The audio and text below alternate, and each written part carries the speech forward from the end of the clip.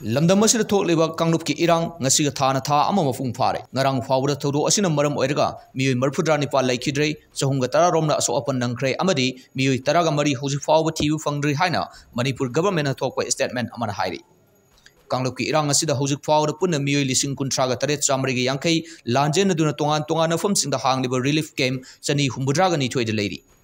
मे अहुमदगे हौरखिबा कांगलुप की इरांग अदुदा युम कै मई थाखिबा केस लिसिंग मरीगा तरागा मरी रिपोर्ट तौरखि कांगलुप की इरांग असिदा लैखिदबा मीगी मसिंग मरफुद्रागा निपान अमसुंग असोकपा चहुमगा तरा सुख्रे हाइरि कांगलुप की इरांग असिगा मरी लेना स्टेट पुलिस ना पुन्ना केस लिसिंग अहुम साट्रेट कुंथ्रागा मरी रजिस्टर तौबगा लोइना मसिदा चेनबा मी हुमफुगा मंगा फागतपा ngamkhre तोंगान तोंगान सिक्योरिटी एजेंसी सिंगना पुन्ना होटनाबदगी नोंमै कापनाबा अमसुंग युम मई थाबगी थौदोककी चांग हंथरकले हेन इरांग थोकपा याबा मफमसिंगदा आर्मी